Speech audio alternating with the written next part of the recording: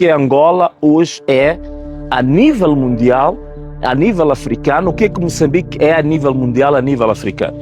Porque hoje o que conta para o poder das nações é a sua capacidade de geração de quê? A geração de renda, a geração de receita, a sua capacidade de poder, no contexto mundial, mostrar-se uma economia forte. Ok, vamos partir por aí. O que é Angola hoje? Não vale a pena perder muito tempo com isso. Quais são as riquezas que Angola tem hoje? O problema começa aqui. As expectativas que nós temos em relação a um certo país é em função do potencial de produção de riqueza. É como numa casa. Se o filho sabe que o pai tem um bom rendimento, o filho sabe que pode pedir uma bicicleta, pode pedir um livro, pode pedir ir ao cinema, pode pedir o que quiser, porque sabe que o pai tem um certo rendimento. Mas se sabe que a família tem rendimentos baixos, logicamente que o filho já não vai pedir uma bicicleta. Talvez possa pedir apenas o uniforme escolar, qualquer coisa assim parecida. Então é isto. Qual é o potencial de riqueza da Angola? Não vale a pena perder muito tempo com isto, porque todo mundo sabe. Mas uma das coisas que eu posso dizer é que Angola, no contexto mundial, está entre os 5 maiores países produtores e exportadores de diamantes. Isso todo mundo sabe. Em matéria de petróleo e gás, que é quase 90% das exportações de Angola é petróleo e gás. Portanto, Angola produz cerca de 1.100.000 barris por dia. Portanto, é uma economia extremamente forte. Para não falar dos outros recursos que eu gosto de falar deles, que são os recursos naturais, os recursos ligados à produção florestal, né, à água, portanto, os recursos ligados à vastidão de recursos minerais que Angola tem, infindáveis, recursos do mar, portanto, infindáveis recursos. Esta imagem é o potencial, é a capacidade que Angola tem. E os angolanos, naturalmente, que têm expectativas em relação a essa riqueza, que é a riqueza deles, não é a riqueza de um punhado, não é uma riqueza de uma meia dúzia de angolanos. Esta riqueza é dos cerca de 36 milhões de angolanos. Ponto número 1. Ponto número 2, vamos falar, por exemplo, de Moçambique. Moçambique, neste momento, na bacia do Rovuma, onde temos o conflito em Cabo Delgado, nós fizemos das maiores descobertas mundiais de LNG, para potencial de produção de gás e de petróleo. Só para nós termos uma ideia, só e somente na bacia do Rovuma, Moçambique tem o potencial de produção de cerca de 100 trilhões de pés cúbicos. Estamos a falar de uma riqueza, não é infindável, mas é enorme, é imensa, uma coisa gigantesca em termos de produção. Mas em contrapartida, estes nossos dois países, que são assim tão fortes em termos de recursos naturais, são estratégicos ao nível mundial, sobretudo na produção energética, são estratégicos, são dos maiores do mundo. O que é que nós temos em contrapartida? Por exemplo, a Transparência Internacional, que eu fui ler os últimos relatórios, mostram, por exemplo, em matéria de corrupção, neste momento, da pontuação que é feita dos 100 pontos em matéria de corrupção, no relatório de 2023, Moçambique tem 26 pontos. Angola tem 36 pontos. Logo, Moçambique, dos 180 países, está na posição 142. Está nos países mais corruptos do mundo. Angola está na posição 116. Mas os dois países, tanto Angola como Moçambique, neste momento são considerados como países de corrupção estruturante ou estruturada. É uma corrupção que faz parte da estrutura da própria administração pública. É uma corrupção sistematizada ou sistémica. É uma corrupção e, em contrapartida, altos níveis de impunidade. Quer dizer, que ninguém responde por isso. Então, vejam só, o nível de riqueza que o país tem, dos maiores do mundo, Angola e Moçambique, e, por outro lado, a corrupção, que é uma corrupção estruturada, tem uma corrupção das maiores do mundo. E em contrapartida, a impunidade. Portanto, já falei aqui 2 pontos. Riqueza e corrupção. Terceiro ponto. Pobreza. Quais são os índices de pobreza? Estive a ler os relatórios do Banco Mundial sobre isto. O que é Angola, o que é Moçambique? Moçambique, neste momento, a incidência de pobreza está a 62%. Significa que dos seus 34 milhões de habitantes, Moçambique tem 21 milhões de habitantes que vivem abaixo do limiar da pobreza. Por outras palavras, são pessoas que vivem na miséria. Vejam o potencial, em termos de recursos naturais, estratégicos a nível mundial, mas tem 62% da sua população, 21 milhões de habitantes na miséria, completa e a mais abjeta miséria. Angola, com todo o potencial que tem, neste momento Angola tem uma incidência de pobreza que está em 41%. Portanto, significa que Angola tem cerca de 14 milhões de angolanos que estão a viver na miséria. E ainda por falar em Angola, só o acesso à saúde básica, só 30% da população é que tem acesso à saúde básica. Com esse potencial todo, significa que temos 25 milhões de angolanos que não têm acesso à saúde básica. Estamos a falar das coisas mais elementares em matéria de saúde. E veja o potencial. E digam-me se não há razões para as pessoas terem expectativas e se sentirem frustradas nesse país. Em matéria de direitos humanos, tanto Moçambique como Angola, os relatórios que existem, li os relatórios da Amnistia Internacional, mostram o mesmo cenário. Liberdade de expressão, não temos. Não há liberdade de expressão nem em Moçambique, nem em Angola. Perseguição àqueles que se expressam livremente. Não temos liberdade de imprensa. Jornalistas e ativistas, tanto em Angola como em Moçambique, a serem perseguidos. Não temos nem em Angola, nem em Moçambique, os chamados direitos políticos, né? Fraudes sistematizadas, perseguição à oposição. Não temos nem em Moçambique, nem em Angola, o respeito à dignidade humana. Em Angola temos torturas, maus tratos. Os relatórios da Amnistia Internacional mostram isso. Isso também temos em Moçambique. Detenções arbitrárias, tanto em Moçambique como em Angola. E sempre a impunidade dos órgãos de justiça.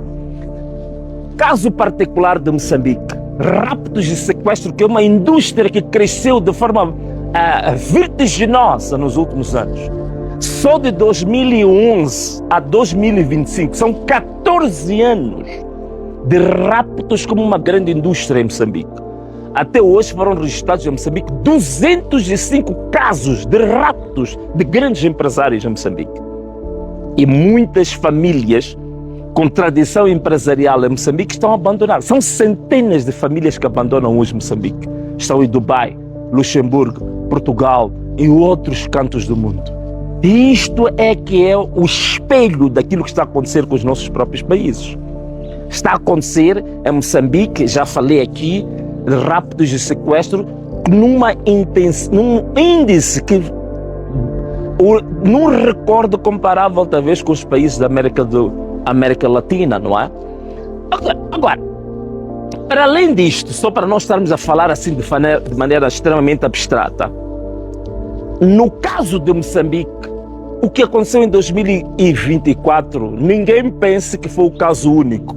Ouvi alguém dizer que não, nunca houve manifestações assim, é a primeira vez. Não, em Moçambique nós tivemos protestos populares em 5 ocasiões. Nós tivemos protestos populares em 2008, tivemos em 2010, tivemos em 2019, tivemos em 2023, na altura que eu concorri para a cidade de Maputo, e tivemos em 2024. Nestes 5 casos que houve em Moçambique, em todos os casos, a polícia usou força bruta. Usou balas verdadeiras, assassinou pessoas, torturou pessoas, prendeu pessoas. Portanto, temos 5 casos. Devia ter sido feita uma reflexão, porque Moçambique teve 5 protestos públicos. Logicamente que 2024 teve uma dimensão maior, mas foram 5 casos, desde 2008, que nós temos tido sistematicamente protestos populares por causa de reivindicação de direitos dessa mesma população. Em Angola, não vou falar de muita coisa, os angolanos conhecem melhor do que eu, mas vocês sabem, em 2017 foi reportado cerca de 130 pessoas que foram assassinadas. Tens o famoso caso que aconteceu em 2011 dos reviews, né? Eram assim chamados reviews. Tens o caso do Cafundo, que aconteceu também, que foram pessoas que foram assassinadas. Em Huambo, Lunda Norte. Portanto, tens vários casos em Angola de reivindicação e de protestos desta população em função de reivindicação de direitos básicos dessa população. Portanto, o caso de Angola e o caso de Moçambique são muito similares. Portanto, agora eu dei um quadro geral de Angola e de Moçambique. Em que sentido? Primeiro, as riquezas dos dois países, a posição estratégica destes países a nível mundial em matéria energética, em matéria de potencial o potencial de produção de riqueza. Falei da questão da corrupção, falei da questão da pobreza, falei da questão dos direitos humanos, falei da questão do Estado de Direito nestes dois países. E vejam só agora o dado que eu vou dar. Com todo este cenário triste, miserável, de um povo que está totalmente marginalizado, de um povo que está totalmente excluído, mas com um potencial destes dois países muito grande a nível estratégico. Vamos lá ver, há um relatório que eu tive acesso, da African Wealth Report de 2023. Dos 54 países da África, Angola tem cerca de 2.400 milionários. Atenção, abram os ouvidos e escutem bem, olhem bem para mim. Angola tem 2.400 milionários. Estamos a dizer o quê? Milionários são aqueles que têm acima de $1 milhão declarado, conhecido. Que às vezes há muito mais dinheiro que não é declarado, que não é rastreável. Mas estamos a falar daquilo que é conhecido. Angola, com todos os indicadores de pobreza, de miséria que eu estive aqui a falar, em 2.400 indivíduos que têm acima de $1 milhão. E depois há um termo que pouca gente conhece. Temos os milionários, mas também temos os centionários. Estes são os que têm acima de $100 milhões. Neste momento são conhecidos em Angola 4 pessoas que têm acima de $100 milhões. No meio desta pobreza, dessa miséria toda. Dos 36 milhões de habitantes, tens 2.400 pessoas milionárias e tens 4 pessoas que têm acima de $100 milhões. E dentro dos 54 países africanos, a Angola, neste momento, posiciona-se na 11ª posição nos países com maior número de milionários. Moçambique, no contexto africano, tem agora 1.100 milionários. E tem tem 2 pessoas em Moçambique que têm acima de $100 milhões. No meio daquela pobreza, daquela miséria toda. E Moçambique, dentro do contexto africano, está na 16ª posição dos países com maior número de milionários. Vejam só, os países potenciais dos maiores do mundo em matéria energética, em matéria de recursos naturais estratégicos no mundo, têm a população com os piores índices em termos de pobreza, acesso à saúde, da educação, de infraestruturas, e ainda os piores índices em termos de corrupção, em termos de liberdade de expressão, liberdade de imprensa, respeito aos direitos humanos. Está tudo em baixo, mas estão em posições altas na produção de milionários. Na produção de milionários. Então, caros amigos, este é o cenário que eu vim aqui trazer para as pessoas perceberem a razão das reivindicações, as razões dos protestos que tem havido. Portanto, não são vândalos, não são vândalos. Estes moçambicanos são estes que eu estive a falar aqui, com estes números que eu apresentei. Esta que é a realidade de Angola, esta que é a realidade de Moçambique. Se for o caso de Moçambique, o número de milionários, segundo este estudo que eu referi da African Wealth Report, dizem que Moçambique cresceu o número de milionários a partir de 2013. Houve um crescimento de 133% de milionários em Moçambique a partir de 2013. Na mesma altura, em 2013, que Moçambique teve o maior registro de raptos e de sequestros. Vamos lá ver se as duas coisas não estão relacionadas. Então, caros amigos, este é o espelho que eu queria vos trazer destes nossos dois países. Este é o espelho em que você tem estes países preparados para produzir milionários num punhado de pessoas, e tu tens milhões de pessoas, digamos assim, lançados à mais abjeta miséria.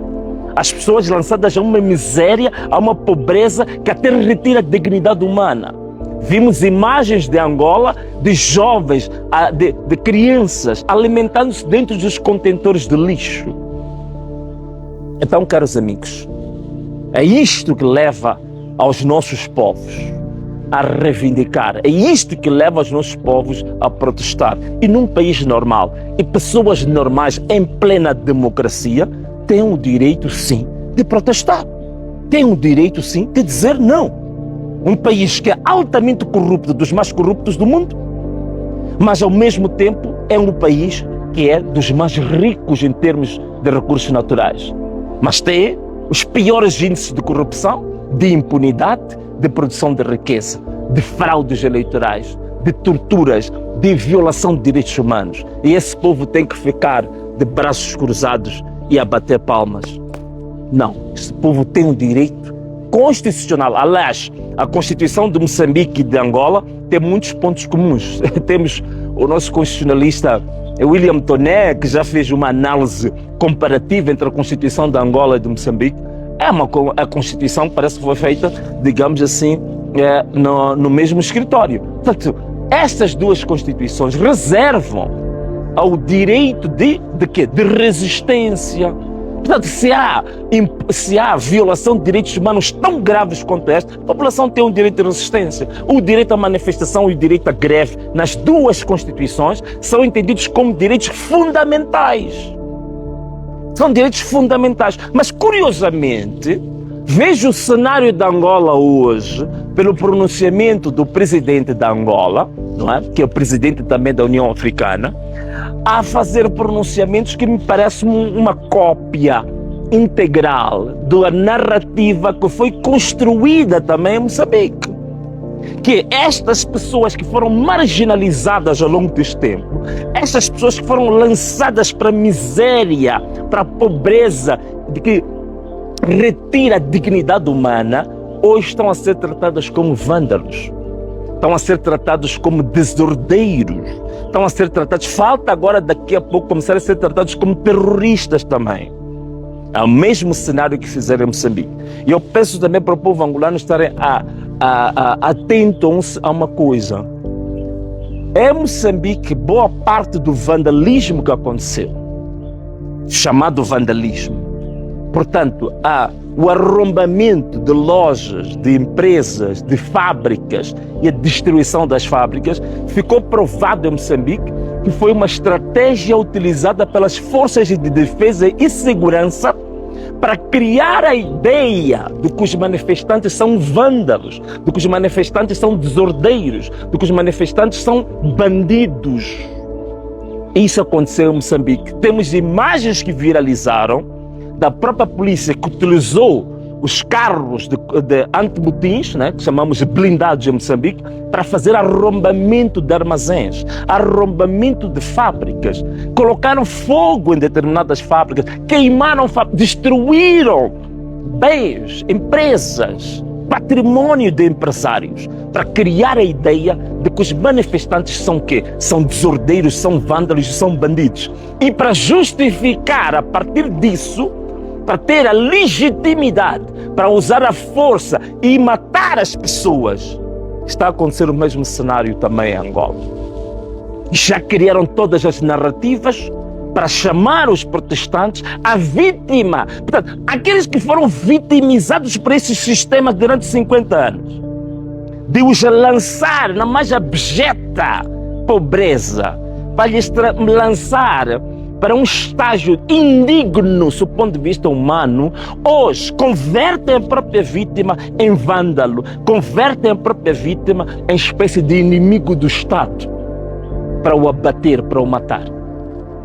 Então, aquele discurso que se fala-se dos antipatriotas.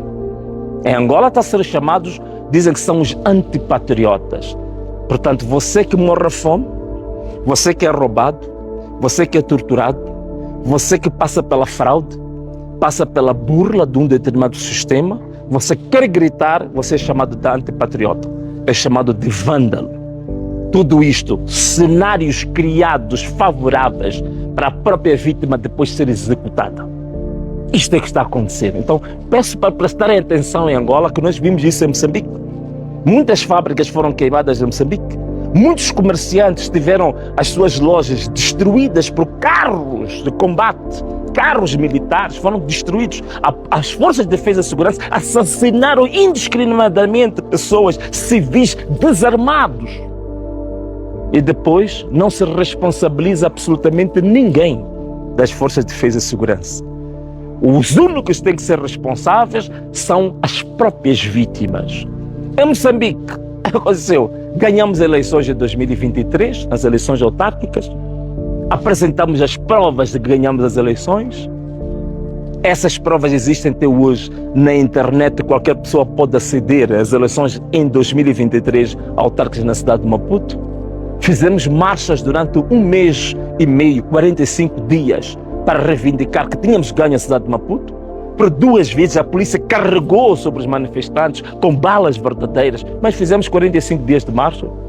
Ganhei as eleições em 2024. Eu digo claramente e digo mesmo, a olhar na cara daqueles que dizem que hoje têm um poder do Estado, nós ganhamos as eleições claramente em 2024.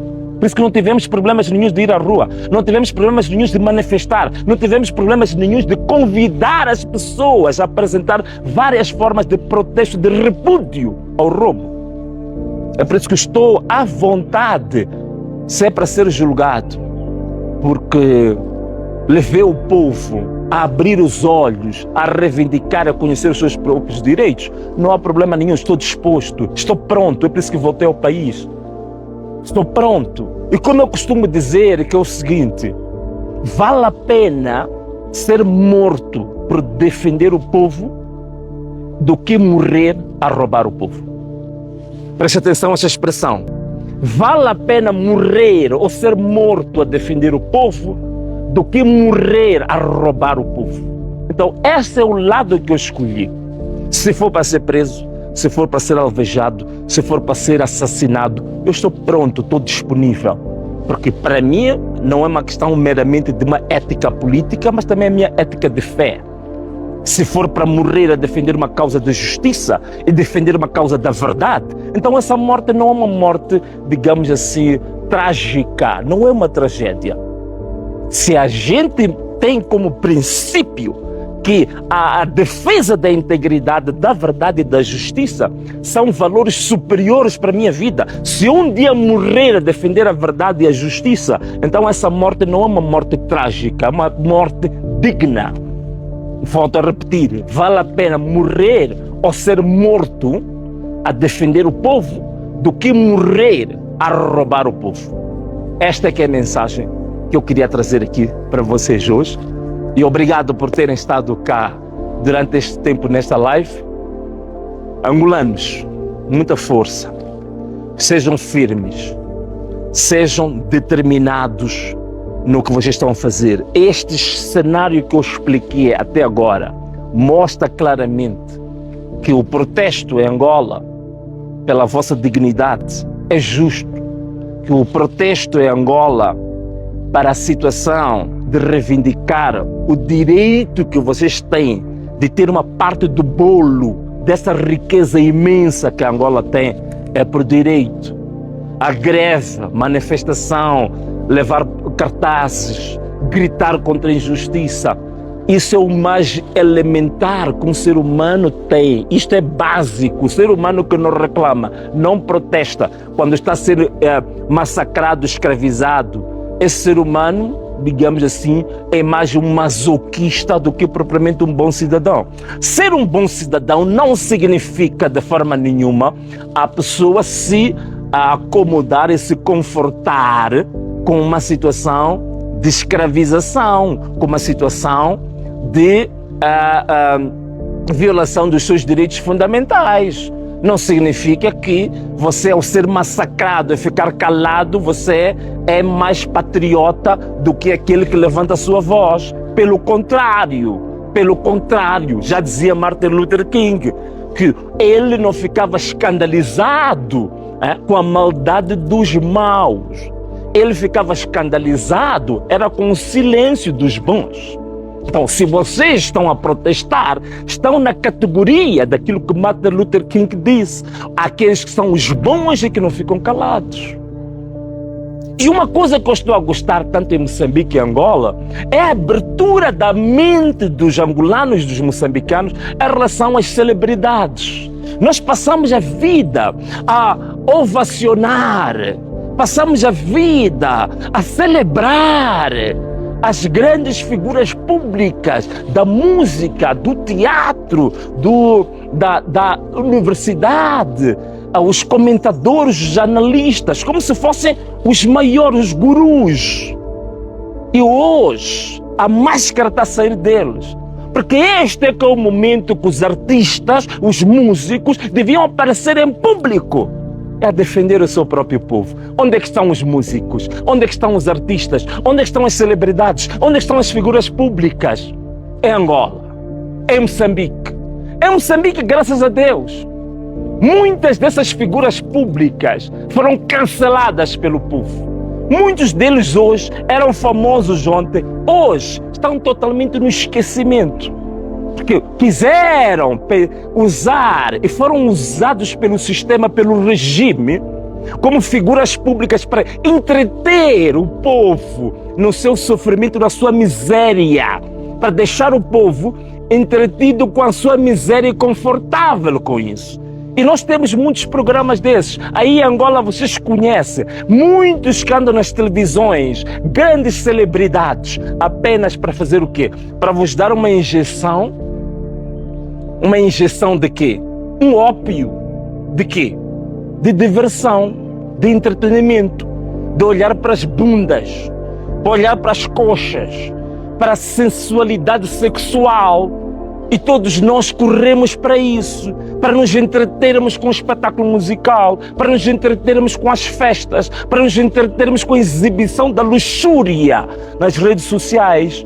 Quando esse mesmo povo deveria começar a pensar, mas por que nós somos miseráveis, somos pobres, quando o nosso país é rico? Este tipo de reflexão não querem que o povo faça. Então querem que o povo fique onde? Na gasosa. Querem que o povo fique onde? No 300, Moçambique, na 2M, bebendo, ficando a fazer o quê? A tomar chivochongo.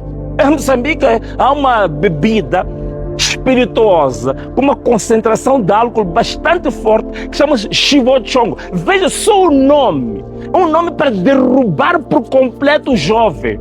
Um punchline, pôr o jovem estatelado. Então, é isto que esses regimes estão a fazer, a embebedar, a drogar, a contaminar os jovens com sexo, com diversão, com danças, com festas, com show-off, mas nada. E volto a perguntar, como é que vocês em Moçambique, como é que vocês em Angola estão a celebrar as vossas figuras públicas? Estão a celebrar, passa a repetição, as vossas celebridades? Neste momento de dor em Angola, os músicos estão convosco? Neste momento de dor em Moçambique, os músicos estão convosco. Comecem a pensar nisto também. Defende-nos o quê? Em casa temos pessoas, temos moçambicanos que comem na lata de lixo, temos moçambicanos que comem nos contentores, restos de comida, não têm acesso à saúde, vivem uma vida miserável. Se tem qualquer problema de saúde, é para cortar a perna, nem tem hipótese de ter uma cirurgia, é para cortar o braço, é para morrer. Se tem uma doença que precisa de um acesso à saúde mais especializado, é para morrer. E as celebridades que nós temos, vêm nos dar o quê? Vêm nos dar o ópio.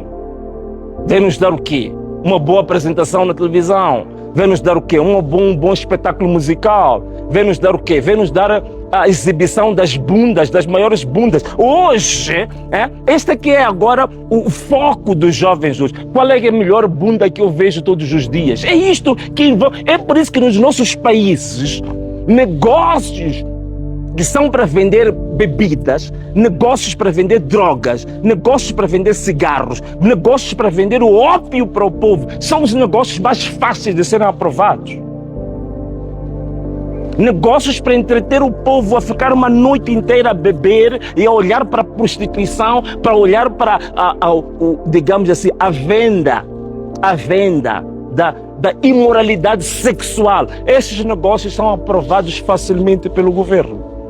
Se a gente quiser negócio para abrir biblioteca, negócios para abrir universidades, negócios para abrir centros de pesquisa, negócios para vender livros, esses negócios são bloqueados. Os negócios que dão liberdade de expressão para o debate, não, esses negócios não são negócios bons. São os negócios das festas. Pelo menos em Moçambique, vou-vos garantir uma coisa. O Partido Frelimo, hoje, é praticamente... já tem vergonha, você já não encontra ninguém do Partido Frelimo com uma camiseta, com um boné, a andar pelas ruas. Porque o povo já abriu os olhos.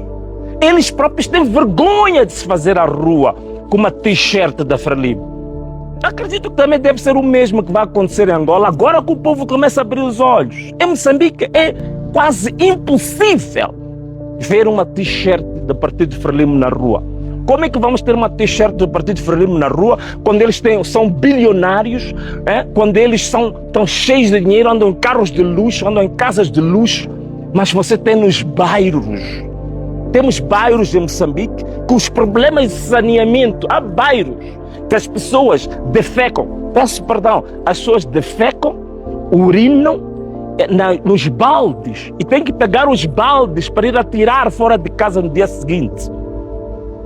E as pessoas não podem reivindicar, as pessoas não podem protestar, e protestam, são vândalos, protestam, são antipatriotas, protestam, são terroristas. É isto que nós temos. A nossa luta não é fácil, meus irmãos. Este tipo de luta a gente tem que carregar cruzes pesadas. Nelson Mandela ficou 27 anos preso. Foi considerado terrorista. Mas hoje é a figura mais alta da África pela luta das liberdades dos povos. Mas já foi considerado terrorista. Fidel Castro em Cuba foi considerado terrorista. Em Moçambique, a Frelimo teve um nome que foram consideradas turras. O que eram as turras? Era uma abreviação da palavra terrorista. Frelimo, durante a luta de libertação em Moçambique, foi considerada uma organização terrorista. Mas é mesmo hoje que nos cobra a dívida interminável e infinita de terem libertado a nação. O mesmo também acontece em Angola e em PLA, que o povo também está a pagar pela sua própria libertação do colonialismo. Mas hoje, submetidos a um colonialismo preto, que se calhar seja muito mais atroz, muito mais pesado do que o colonialismo branco. E volto a repetir a frase. Vale a pena morrer a defender o povo do que morrer a roubar o povo.